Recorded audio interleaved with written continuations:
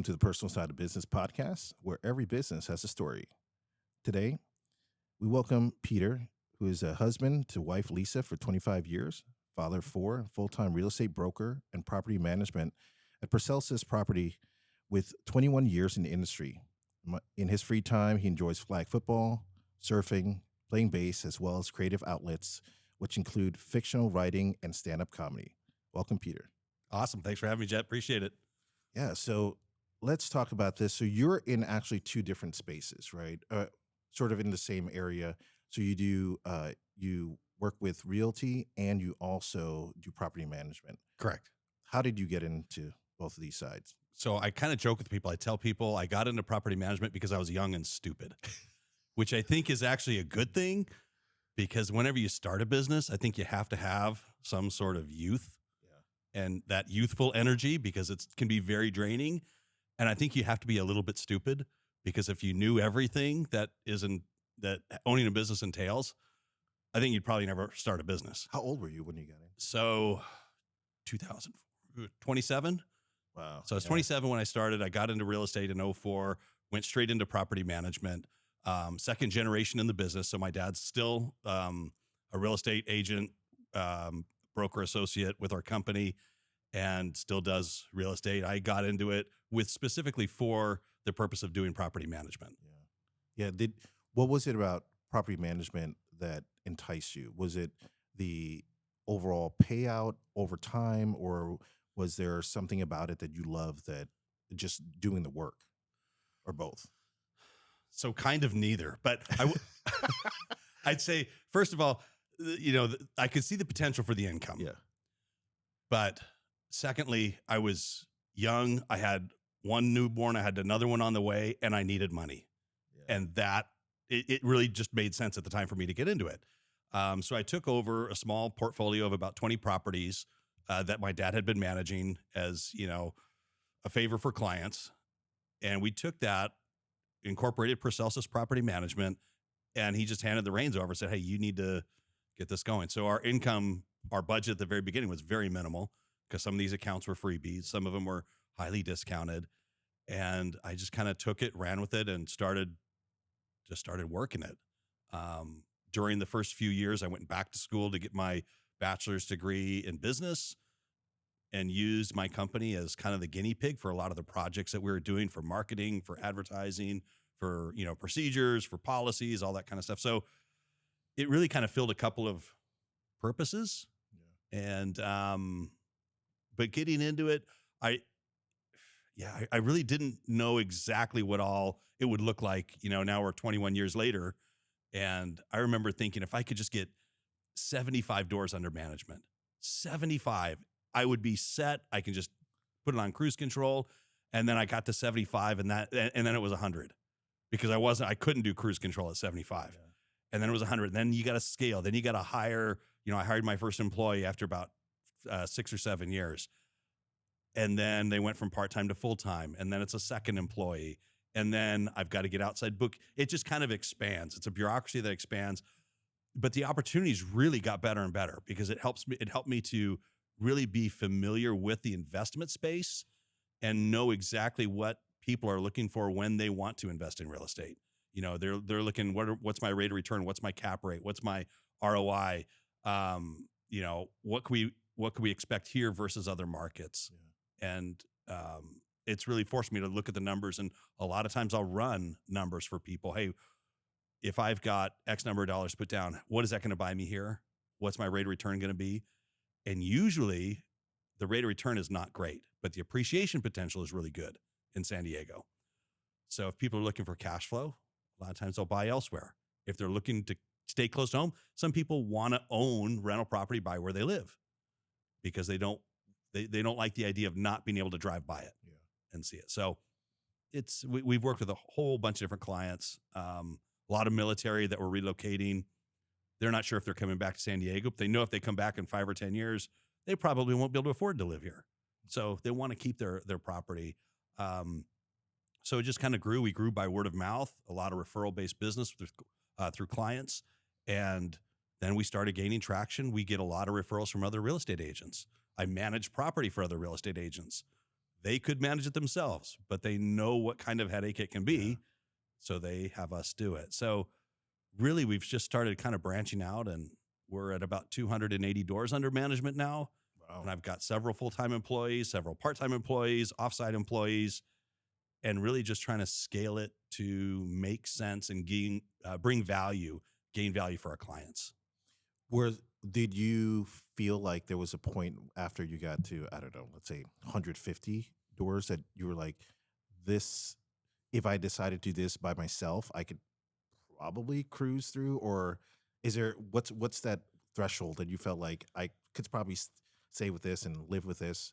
Or is it never ending? You're just going to keep going Well, forward? I think a lot of it has to do with quality of life. Like Okay. if you don't have anybody working for you, you can't go on vacation. Yeah. And when you've got young kids that want to go out and do stuff, and you've got, a wife that doesn't want to stay at home, 24/7 and just not ever go anywhere, that you have to find a way to remove yourself from the equation. I think that's a struggle that a lot of business owners have, Yeah. is finding a way to be able to step back without the business falling apart. Right. Right. And so it got to the point where I was forced to scale so that I could have somebody, as a backup. And that's just kind of, blossomed and mushroomed from there. Can you talk about that plan to scale? Did you sit down and write it out and Mhm. say, this is what needs to happen, or I have to hit these numbers in order to hire someone? I hire someone, then this happens. Like, tell me through that process. So I did. Yeah, I went through all of that, and it's all hypotheticals. And as a business owner, you think this is how it's got to be, but then when reality hits, it's usually very different. And I don't remember I want to say it was Roosevelt, probably somebody really smart, that said in reference to, I think it was World War II, the plans were worthless, but the planning was priceless, or something to that effect. And that's really what it comes down to, is you got to have some sort of foundation or basis, some sort of game plan to go off of. So I can look back at that and I can say, okay, well, this is where I messed up. This is where I need to make a correction. My next hire should be in this space at this rate, at this, it's given me a little bit more direction, because hiring that first employee is a big deal. Because you don't always have the cash flow to do it. You're kind of going out there on a whim, saying, well, if I get them hired, I should have the free time now to go and build the business more. But if that doesn't happen, then what do you do? And so scaling to the first employee was really a big step. Getting to the second and third felt a little bit more natural in its evolution. But again, it's really, as a business owner, it's always kind of stepping out into the unknown. Yeah. So, I think that's a scary part about hiring the first employee, because you're giving trust into something. And then I would assume it's like after having your first kid, right? You're like, okay, cool. Everyone live. I'm just going to keep moving to the next one. But for you, were there certain key elements in the first employee that you were looking for? so yes, but I probably could have done better in the looking part. I think the result was great. Yeah. The person I hired was fantastic. She was great, filled the void that I needed at that time. Yeah. The struggle with scaling a business is when you hire your first employee, you have their rule or their scope of work that they have to do. But then as the business builds and develops, that scope of work has to change. And so sometimes that employee can shift over and do, a new set of tasks, a new set of jobs, and sometimes they can't. So really, I think the biggest thing was hiring somebody that could be flexible in getting the things done that needed to be done. It wasn't a rigid, I'm only here for admin, answering phones, showing property. It's, these are the main things, and then down the line, this is probably what else is going to come down. And that's how it's been for every employee. I mean, pretty much it's the roles evolve and they change because the needs change. So hiring somebody that can handle that evolution process is really key, because you don't want to get stuck with somebody that doesn't know how to shift gears when the gears need to be shifted. Would you rather have someone that was the ability to be fluid than someone who knew everything? Like, what percentage you feel like favors into which side? When it comes to hiring your first few, I'd say you definitely want someone that can handle just about anything. You don't always want that perfectionist in one area, because that may limit you. You want someone, for me, I wanted somebody that could get the things done that I wasn't good at. Yeah. And that's another thing, being a business owner, you think, well, I can do everything great. I can do this. And maybe you can, but you probably can't. You just don't know Yeah. it. So being able to realize what your shortcomings are and also what you don't want to do, what you're not good at, is really a critical thing, because somebody else can do a task that you don't like so much better and with so much more enthusiasm. Why not give them the satisfaction of doing something they like to do that you don't like to do? Yeah. Did you make a list of things that you were like, this is where I'm not doing well in? Yeah, I did. And again, we don't always know what we don't know about ourselves, but I did, I put the list of things that I didn't like doing, or I didn't think I was 100% proficient at, or things that I wanted to make sure somebody else could do. And I went with that. When I hired my other full-time manager a year and a half ago, I went through maybe 100 resumes and just kind of whittled it down. I said, these are the specific skills that I need to have. If you don't have these skills, it doesn't matter. And that process, I think, was a little bit easier. Hiring the second full-time person was, to me, a lot easier than hiring the first. Maybe it's because I'd been there and done that. Maybe the business is just in a different spot. It wasn't as much of a do or die. It was, okay, this person, they can get this set of things done. Because maybe after the first employee, the business became a little more stable in that sense, right? That you're like, oh, I have some time to myself to be able to do what I need to, and someone else is picking up the slack that I couldn't do myself. I don't know. For sure, yeah.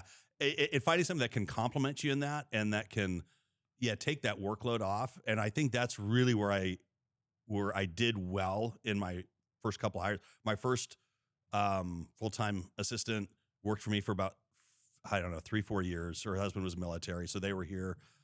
Great, friend of the family, just did a great job. And then when they went to move, I was stuck with, well, shoot, what do I do now? There's no way I can go back to doing everything myself. There's absolutely no way.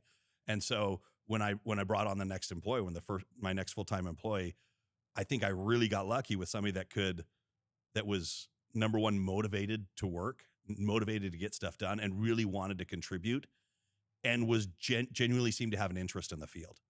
Came in with hardly any experience, but had the desire and had the intangibles. And when you hire your first person, it could be a great move or it could be a complete flop. And luckily, I think I made a good decision on this one, which made it a lot easier down the road. And when you're doing that hiring process, do you feel like over time, as you're hiring the second, third person, that you can see the business start to you're like, maybe I can keep hiring, and I can the more I hire, the more I back off. Is there a sense of that? Theoretically, yes. So I keep every month I go through my tasks and what I do, and I say, what can I get rid of, or what can I offload to somebody else? What can somebody else do faster, more efficiently, or better than me? And there's always stuff that I can offload. And I would love to get to the point where I'm 100% working on the business and not, in the business per se. In reality, I don't know if it's a personality defect that I have, but I really have a hard time stepping away and delegating a bunch of stuff out. And that's one thing that, being a business owner has helped me with. It's just because I can do it doesn't mean I should do it. And, I think a lot of business owners do go into it, especially solopreneurs, and they're like, well, I can do this. I can do the accounting. I can do the inventory. I can do the sales. Well, yeah, you can, but maybe you shouldn't. Right. And is that the best use of your time? Is that the best use? Exactly. And, and so in the process of owning a business, I've really come to know what fuels me and what drains me. And so I'm trying to offload those things that drain me and might fuel somebody else. But again, it's hypothetically, it all makes sense. But in reality, when it's not always the easiest transition to make. Yeah. And let's walk through an average day in property management. What does that look like? Number one, there is no average day. So like this last Monday, I came in and we're already dealing with a water leak to another unit down below ours that involved another property management company, another tenant, another property owner. So we've got, between us, our tenant, our owner, and them, and our contractor, you got seven different relationships that you're trying to manage. Yeah. And then I came in Monday, we had another leak at another property. And then we had a flood at another property. And just like Mondays usually are the day where everybody waits until Monday morning. And about 7:45, 8 o'clock, my phone just starts ringing. And the texts come in and the phone calls come in. And it's just putting out fires, usually metaphorically fires, throughout the day. And then sometimes by Tuesday, I can sit back and go, okay, what is it I need to get done? But a lot of it, I have a weekly meeting with my staff, with my team. Hey, what are the properties we have on the market? Where are they at? Where are our lease renewals at? What can we do better? What are things that we can improve on, process wise, procedure wise. But average day, I mean, it's a mix of, it's just solving problems. Yeah. It's just a lot of solving problems. And I think the biggest key to that as an owner is, in the service industry, I think you get paid proportional to how well you can solve problems. If you can't solve a problem, you're going to be out of business. And solving those problems and taking those on, but without taking them in a personal way, like people, there's people on all sides of all spectrums, from personality to friendliness to whatever, and really trying to work with people from all these different sets, and trying to mesh well with them, and knowing that they're coming from a space of, I need this. And it's not, if we take it personally, it would crush anybody. But knowing that, okay, I'm here to solve the problem and I'm here to empower my team and them and come to a resolution that hopefully everybody's happy with. I think that's probably the most of my days, is just solving problems. And every once in a while I get to work with really cool people. Yeah. So is there something you've done differently over the years that has made that Monday morning a little bit easier? So a couple of key hires.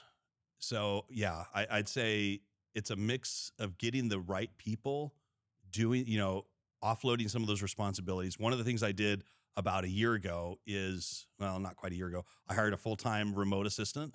Oh, nice.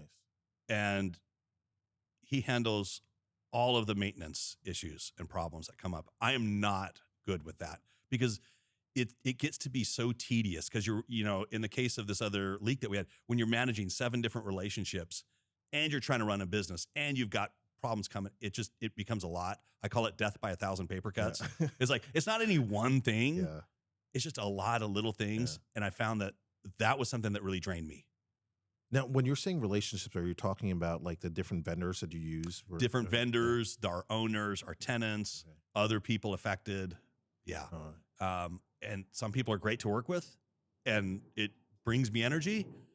And some people really just pull that energy out of me. So, really trying to see, the other part of that is, who do I want to do business with? Yeah. Right. One thing I've learned is I don't want to do business with everybody. Yeah. I don't want to earn all the business out there. There are people out there that would work great with me and not well with somebody else, and vice versa. There's plenty of business out there, but what can I do to really find and attract people that share the same kind of values, the same, I'd even say temperament? Yeah. Is really key to, I think, setting up the long run, where work isn't a drag to come into every day, because, at least some of the people you work with are really cool people. Yeah. So, and I think that comes with longevity in a field, right? Like, I think when you're young and you're opening your business or whatever it is, whatever field you're in, you kind of just need to take everyone because you're like, I need to make money. And then over time you're like, okay, I'm doing well enough that I can turn away people. And I think that's one of the great things about staying in an industry for a while. When you're transitioning from, let's just say, from the realtor side to the property management side, what are some of the things that you're looking for in a property that's different? Or is it when you're trying to sell or buy a place for a client, you're looking for this, but these are things you're looking for property management? Great question. So when it comes to, on the real estate side, a lot of times people are looking for, there is a lot of overlap, number one. Yeah. But from a rental standpoint, a lot of it is a little bit more utilitarian. It's, how can this property help me for the next year or 2 or 3? And a lot of that is, what are the schools? What are the amenities in the area? What's the proximity to work? And what's the budget? Um, some when you're looking to rent, it's not a long-term, probably won't be a long-term relationship. So, if people have to make concessions on, well, I can't afford the house that I want in the area I want, so I'll take the area and take a smaller house. I can take that hit for a year or 2 or 3. So, it might be a house, maybe not in the best location on the street per se. Good area, but maybe it's got a little bit more road noise. Maybe it doesn't have the view. Maybe, there's just different aspects to it. Whereas on the resale side, when someone's buying, they're looking at a lot of the specifics. Is what sets this house apart? How am I going to enjoy it long term? Can I have my family grow in it? Whereas with the rental, it's like, well, we outgrow it, then we'll find something else. Yeah. Whereas if you buy something, it's much more of a long-term commitment. Yeah. There's bigger implications. And I think that for rentals also, most people can if it doesn't have the exact countertops they want, it's not the end of the world. Yeah. If it doesn't have the perfect flooring, it's not the end of the world. If it has all that, it helps. Whereas on the resale side, people are looking at those types of things. And if it doesn't have it, well, now I've got to, now I got to spend $5,000 or $10,000 to get it the way I want it. And it turns into a deeper exercise. Yeah, having a rental property, I've always felt was you have to let go of that Yes. emotion to it. You're just like, if it gets the job done, it's great. Like I'm not looking for all these things, but coming from a primary residence buyer from the first time, it took me a few months to get rid of that thought. Like, this is not my home. I'm just renting it out. Um, when people are going through this process in, let's say, San Diego, especially San Diego, which is it's a higher price point. How do you walk them through that this is the investment for long term, right? Because they're probably not going to be making money for a while. It's very possible, yeah. So I want to set the right expectations up front. And part of that is letting them know, hey, you raised your family here, or, your kids took their first step right over there in the living room. That's not the case for anybody else that's coming in here to rent it. To be blunt, they don't care. They're here, to live, and, those memories that you had, take them with you. In fact, I was just looking at a property the other day for someone that's going to be renting it out, and they had the height markers on the door jamb of their kids as they grew. It's when they're 10 and this when they're 12, and I said, "Do you want to take that with you? Because I'm going to paint over it." And they're like, "Yeah, we're planning to take that out." I'm like, "Okay, good." But yeah, really letting them know when it's a rental, it's a business. So number one, don't get manipulated by people who want to come in, because there are people living in properties that will take advantage of property owners, and vice versa. But I do see a lot of the manipulation of landlords by residents that, they felt sorry for them, so they rented the property, and now, it's been 6 months and they're not paying rent, and it's been 10 months and they're not paying rent, and the property's trashed, and they didn't start out well. So really letting owners know it's a business. We need to run it like a business. And that resonates with most people. And I pretty bluntly, I'll tell them, if you don't see that as a possibility, you probably want to sell the property. No. If you come in, if there's a chance you're going to walk in 5 years later and it needs a lot of work and that's going to devastate you, you probably don't want to have this as a rental property. And that's okay. Everyone's in different places, and that's fine. But it's a numbers game. So yeah, if they've owned it for 2-3 years, the cash flow probably is going to be terrible. It very well could be negative. But we do chart through, and we can show them on a spreadsheet, hey, assuming a 3% annual increase, your bottom line number may be negative $300 a month, $400 a month. However, maybe year 2, year 2.5, you're at break even, because it's not just the monthly cash flow that we look at. It's the overall investment. What's the appreciation of the property looking at? What's the principal buy down? If they've got a loan on it, a chunk of that money that they're paying, anywhere from 30 to 45% of that is principal going back into the equity of the property. And so when you take all of that into consideration, and if their plan is to keep it for 10 years, especially, they could be doing very well, after year 3, 4, 5. And it's much easier to leverage that towards the end. And kind of see those numbers. And again, the planning wise, that's all hypothetical. We don't know how it's going to pan out. Rents may go stagnant for 2 years, or they may, during COVID, they went up 10 to 15% a year on average from 2020 through 2023. I didn't expect it to go up that much. But when you at least have something to base an expectation on, you can decide, okay, well, there is a risk it's not going to go that way. Is the risk worth it? It's all a risk assessment. Yeah. And if if someone needs cash flow, probably not a great spot for them. They may want to, they might try it out. And if it doesn't work, maybe they do a 1031 exchange, sell it here, buy somewhere else where they have better cash flow, but maybe not the same appreciation. Yeah.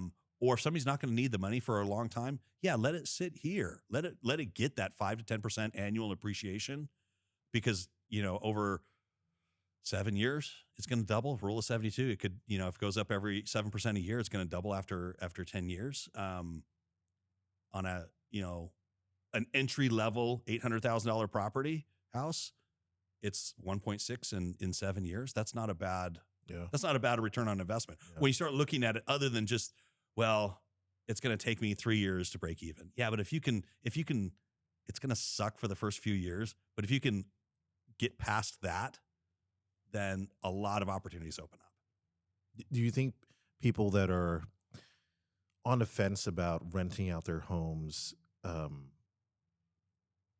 you think they're still trying to figure out if they can make that space, or is it just a business mindset, or both, that they're just not into yet? It's a little bit of both, especially if it's their first time renting a property out. You don't really know something until you've been there. Yeah. And so I tell them up front, there's going to be a lot of unknowns. There's a lot of things that you don't even know that you don't know. But I will do my best to kind of pilot you through the situation, let you know what to be on the lookout for, and really try to educate them, because I don't want them coming back to me and being surprised. I'd rather turn down the business up front and not have them, devastated in the long run. But at the same time, there is so much great potential out there. The obstacles, whether that be, there's always risk whenever you rent it out. There's rules and regulations and laws and government interference, if you want to call it that, that can make it difficult, that can increase the risk assessment of renting out a property. But then when you have that chart, and you can look at the whole picture and not just say, well, I could lose, they could trash the house and I'd be out $10,000, $20,000, as opposed to looking at it in the long run and saying, this could make me $1 million in 10 years. Yeah. I mean, this could legitimately make me 7 figures. It puts things into perspective. And yes, there is risk, but it is more of a short-term risk. Yeah. And I think that most people will develop that business mindset if they're given that prompting to do it. If they're given that, hey, you've got to look at it as business, as opposed to, a lot of salespeople, they're always trying to manipulate and pull on pull the emotions. And my approach is exactly the opposite. Maybe not super sterile or cold, but hey, these are the numbers. This is the risk. There's always going to be a risk, but maybe it's worth it. And depending on what your goals are, this could be a great opportunity for you, or maybe this isn't the right thing. But I'd rather have them know that up front and make sure they know.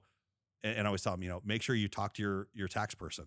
You don't have a tax person, you need to talk to a tax person. You need to get all the implications laid out so that you know what you're getting into. Yeah. And for someone that's trying to do this on their own instead of hiring a property manager, what's your advice for them? Because I think one of the main things, I think it's especially in California, is I feel like a lot of the rules protect the tenants more, right? And as an owner, you're probably having to deal with a lot of legalities that you're like, I don't know what to do here. Yeah, so a lot of people do start out doing it on their own, and a lot of times it goes fine because if you have goodwill Yeah. and good faith on both sides, it can work out fine. The problem is when it becomes an issue, it's too late to do anything about Yeah. it because there's ordinances in Chula Vista, in San Diego, in Imperial Beach, and if they're not addressed at the onset of the lease, then the owner could be really set up for problems down the road. Like something that comes to mind that would be like something that if I were to manage by myself, there's a good chance I might just bypass that and not really deal with it. Great question. So if you have a property, say City of San Diego, and since it's a single family home, it could be a house or a condo, attached, detached, whatever. But if you own it as an owner, it's considered a single family residence. You can exclude it from the San Diego Tenant Protection Ordinance, but it's only excluded if you have that written exclusion in the lease agreement, word for word, symbol for symbol, citing the civil code, everything. And if you don't have that and you want to go move back into your property, you may not be able to. Wow. Or if you're lucky and you're able to move them out, you might be paying a 2 to 3 month relocation allowance based on, whatever the lease agreement or fair market value, depending on what city you're in. So you might be paying a tenant $10 or $15 or $20,000 to move out of the property that you're going to move back into that you own. Wow. And unfortunately, a lot of these rules are set up because there's some scumbag people out there that really take advantage of laws. And from a state side, from the state angle, it's all against the law. Yeah. But for the state district attorney to come in and prosecute, it's not likely. Yeah.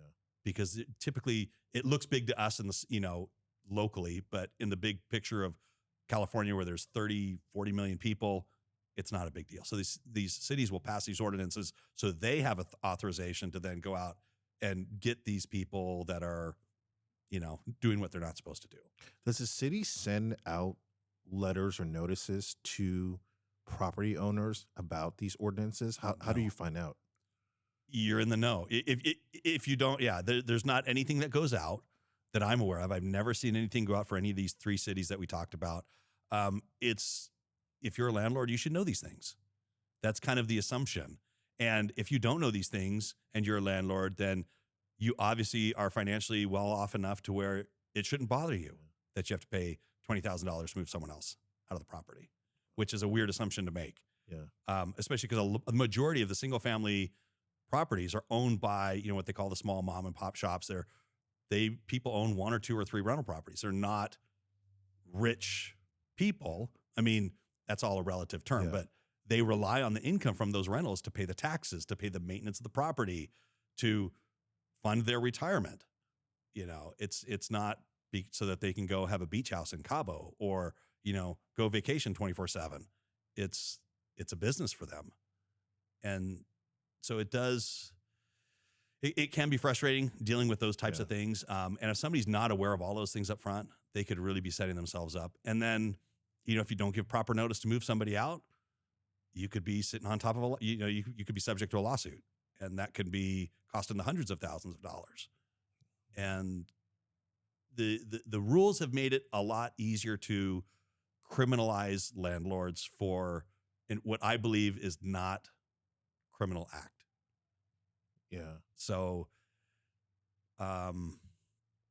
So if landlords don't know about that, you're not going to go onto LegalZoom and find a lease that has a San Diego exemption on it. You're not going to go onto Zillow and find a lease agreement that exempts it from the City of Chula Vista Tenant Protection Ordinance. Right. Most cases won't exclude it from the statewide Tenant Protection Act. And there's a lot of misinformation about that because single family homes are treated differently than multifamily, like apartments. There's different rules, there's different regulations. And so there's a lot of nuance to the business. And if somebody isn't aware of that, they could really be, setting themselves up for a big problem. How often do you keep up with all these ordinances? All the time. What's your methods or where do you go to keep up with it? Honestly, I network with some of the top property managers in the area. I have monthly meetings that I go to that go over all of these legal updates. I'm subscribed to several other agencies that are there to make us aware of these things. I was there when they first started trying to figure out the Chula Vista tenant protection ordinance. And that was, I mean, that was kind of a nightmare, but, it's just being involved in the community and being involved and trying to stay in the know, working with people and leaders within the industry. And as much as you may not like the position or stance of the person opposite you, being able to have um, the discipline to be able to maintain a relationship with that person. And you know, we all come from different backgrounds and different expectations and all that kind of stuff. But being able to have constructive conversations with people in that space. But a lot of it is, yeah, it's there's no like website that you can go to check on all this. Like they're just like, hey, this is Monday morning. These are all the ordinances that come out. Is there anything like that? Usually we get a little bit of a heads up before they come out. It's like, hey, the Imperial Beach one, they heard for probably 4 or 5 months. Okay. And that was a pretty quick turnaround process. Chula Vista was probably close to 8 or 10 months. So we get wind of these things. We kind of know what to expect. We do what we can to help influence that in a positive way that we think works best for everybody. And then, yeah, just it sometimes it's just who you know and being in the space. And that's my job, is to know all of this stuff and to make people aware. And if people are out there trying to do things on their own, yeah, it might go fine, but I run into so many situations where it's got really bad. And sometimes it's to the point where there isn't anything they can do about it besides call an attorney, spend thousands of dollars, and see if there's a way to move the person out. But ideally, catching it before that is good. But the most ideal is setting it up correctly at the very beginning. And sometimes that's hubris that makes people think, oh, I know what I'm doing. I can do it myself. Well, maybe you can, but it doesn't mean you should. So, and then, you know, it sounds like, I mean, between trying to keep up with the properties, keep up with the ordinances, and then running the business, what is that like on your personal side? My question would be in two different instances, right? Okay. When you were younger, starting out the business, less of a family, I feel like you could probably put more energy into it. But now that you have kids, wife, how does that look like? I'd say a lot of it probably is age more than the kids. You know, when I first started doing this, yeah, I definitely had a lot more energy. And, you know, I could do 12, 14-hour days, you know, on end, and it wouldn't be that big of a deal. Now I'm trying to do everything I can to keep it to an 8, maybe a 9-hour day. It's usually closer to 10, but trying to really conserve my energy. It's not just time management, it's the energy management aspect of it. But you can only do that if you have good systems and processes set up and people to run those. So yeah, it's definitely evolved over time, but it's been a process for sure. And has your family understood the nuances of the business? I think they've grown to know it. Yeah. I mean, my kids have only known me in the real estate space. They haven't known me before that when I owned a business, you know, when I was in sales, when I worked at Legoland. They didn't know me in that kind of space. They know me as a real estate agent, as a real estate broker, as a property manager, as someone who is just dealing with stuff 24/7. And I try to point out, you know, when we're able to go out, we're able to go on vacation. Hey, we're able to do this because, you know, I have that flexibility, but that comes at the cost of sometimes I get those 2:00 in the morning calls when properties are flooded, or I get the call at 8:00 at night when the property's on fire, and we have to deal with that. And welcome to life. You know, that's part of being an adult too. Did you see that from your side growing up, that it was chaotic at any given time? I had no clue what to expect on this because I saw, you know, my dad got into real estate when I was probably about 12. And I didn't get a great background on real estate until I started working for him in high school. I did transaction coordination form, which is a fancy way of saying I just dealt with paperwork. And I didn't see all of the ins and outs and the relationship side of it or the problem solving side of it, and certainly not on the property management side of anything. So I just kind of went into it, like I said, kind of young, dumb, blind, ignorant. And had I known everything, maybe I would have thought twice or three times about getting into it. But it's definitely been a great way to learn. Yeah. Do you think your kids, after seeing what you go through, would get into it? Absolutely not. I mean, is there a point where the financial side of it is worth it for, let's say, someone coming in? Like, if you were to tell them, you're getting into this. This is what you can expect until you hit this point, and then this makes sense. So what I normally tell people is I talk to a lot of real estate agents that say, well, I'm going to get into property management because it's passive income. Yeah. There's nothing passive about the income. Nothing passive. Maybe they got lucky and worked with somebody and everything went perfect and they think, oh, it's a free extra few $100s a month or whatever. But usually to scale it, to have the processes, to have the software, to have, the technological backbone of everything, minimum 50, 60, 70 doors. Mm-hmm.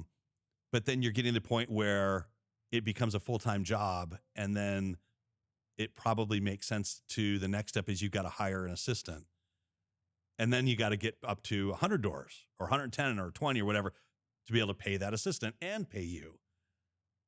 And so it starts to become kind of a game of chase on where the break even is at. And there's different structures for, cost structures. There's different revenue structures, different revenue streams that companies use. I've chosen to keep things pretty simple. I'm not a nickel and dime type of person, but there are companies out there that make money on the management fee. They make money on repairs. They make money on renewals. They make money on all kinds of things. But from a consumer standpoint, they see I'm getting nickel and dimed. I'm getting nickel and dimed. And pretty soon they call me and they say, hey, I'm getting nickel and dimed. What can you do? And then that's a new client of ours. So I try to keep the optics very, very simple. But other people, they thrive very well with that, with doing cost structures or things like that. So really there's more than one way to do anything. Yeah. It's finding what makes sense for you, what makes sense for your client base, and what can you do to bring value to the client that justifies that. And the different populations that you work with, like you had mentioned, in service, if they're in, military and they need to, take off and they're renting the house, they don't want to lose a house. Is that a different type of management than someone who lives here in San Diego? It depends more on the person than I'd say that their situations. I have some owners that live right down the street from their property. I have some owners that live on the other side of the world. They're military, they're deployed, they're Japan, Guam, Germany. I've had customs and border protection clients in Iceland. I've had them in Aruba. I've had them all over the place.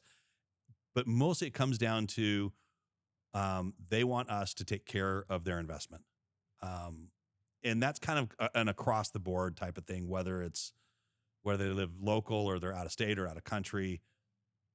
Usually they just want to make sure that they can come back to their home. Yeah.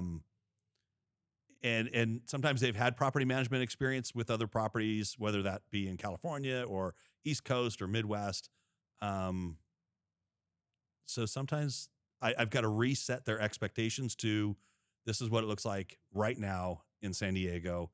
This is not 10 years ago, Virginia. This is not 20 years ago, Florida. This is not right now, Texas. This is what is happening right now in San Diego and what can you expect? And setting those expectations up front, I think is really key for making sure the client's happy long-term. And how many people